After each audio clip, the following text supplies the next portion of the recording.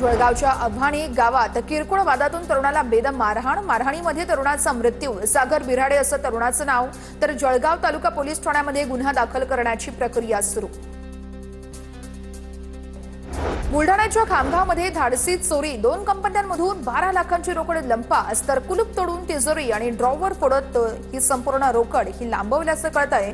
तर शिवांगी बेकर्स आणि ओम शंकर अॅग्रो मिलमध्ये ही चोरी झाली आहे। महाडमधील गोगावले तटकरे समर्थकांच्या राड्याचं प्रकरण। श्रेयस जगताप यांचा जामीन अर्ज फेटाळला। श्रेयस जगताप माजी आमदार माणिक जगताप यांचे पुत्र, तर बंधू हनुमंत जगताप यांचाही जामीन अर्ज फेटाळला।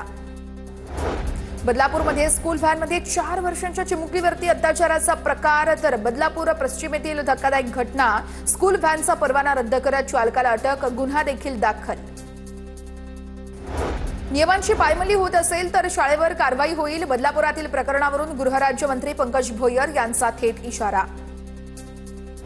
बदलापुरातील आधीच्या घटनेवर देखील कारवाई केली, आत्ताही करू। बदलापूर प्रकरणावरती चंद्रशेखर बावनकुळेंचं आश्वासन, तर आरोपीला शासन व्हावं म्हणून पोलीस काम करतायत, बावनकुळेंची प्रतिक्रिया। परळी नगरपालिकेतील भ्रष्टाचार प्रकरणी उपोषण करणाऱ्या व्यक्तीनं नगरपालिकेमध्ये जाऊन गोंधळ घातला। गोंधळानंतर शासकीय कामामध्ये अडथळा घातल्याप्रकरणी परळी शहर पोलिसात गुन्हा दाखल। छत्रपती संभाजीनगरमध्ये सौर ऊर्जा प्रकल्पाविरोधात स्वाभिमानीचं आंदोलन।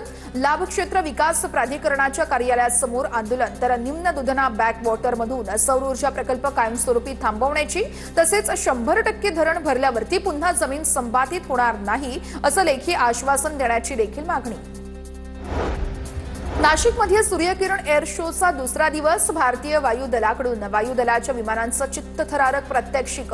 तर नाशिक जिल्हा प्रशासन आणि हवाई दलाच्या माध्यमातून एअर शोचं आयोजन।